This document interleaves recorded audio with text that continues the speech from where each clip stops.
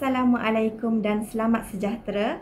Saya Nur Fazila binti Muhammad, pelajar sarjana pendidikan teknikal dan vocational. Saya akan membuat pendemonstrasian dan penerangan tentang penggunaan bahan bantu mengajar yang telah saya bina bagi menyokong proses pengajaran dan pembelajaran dalam mata pelajaran sains tingkatan 1.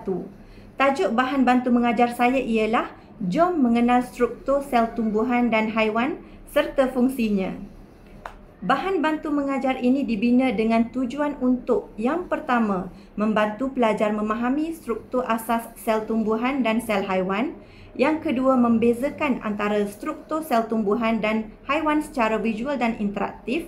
Dan yang ketiga, mengetahui fungsi setiap bahagian sel dengan lebih mudah melalui pendekatan yang menyeronokkan. Bahan bantu mengajar ini direka dalam bentuk papan interaktif. Ia disertakan dengan ilustrasi sel tumbuhan dan haiwan yang berwarna dan jelas.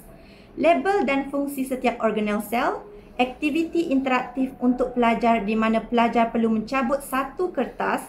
Pada kertas ini akan menentukan sama ada pelajar perlu menjawab soalan sel tumbuhan ataupun sel haiwan.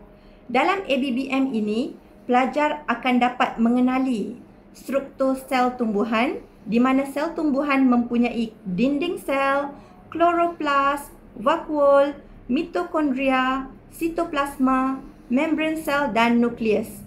Manakala struktur sel haiwan mengandungi membran sel, mitokondria, nukleus dan sitoplasma sahaja. Selain itu, pelajar juga akan didedahkan dengan persamaan dan perbezaan antara kedua-dua jenis sel melalui perbandingan secara visual.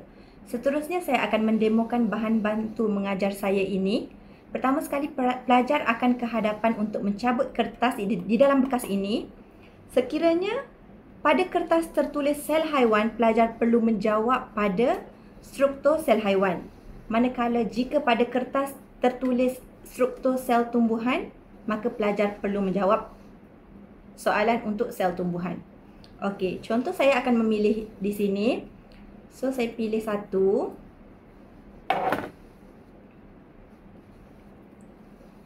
Struktur sel haiwan. So, jadi berdasarkan struktur sel haiwan, saya akan pilih satu. Daripada sini, saya akan pilih satu untuk saya akan jawab. Jadi, saya pilih satu, nukleus. Jadi, di sini saya akan lekatkan pada nukleus. So, di sini saya akan lekatkan di sini. Untuk nukleus. Jadi, pelajar yang berjaya menjawab dengan betul akan mendapat stiker sebagai ganjaran. Akhir sekali, saya berharap ABBM ini dapat menjadi satu alat bantu yang efektif, menyeronokkan dan membantu pelajar untuk lebih memahami konsep sel dengan mudah dan kekal dalam ingatan mereka. Sekian sahaja daripada saya. Terima kasih.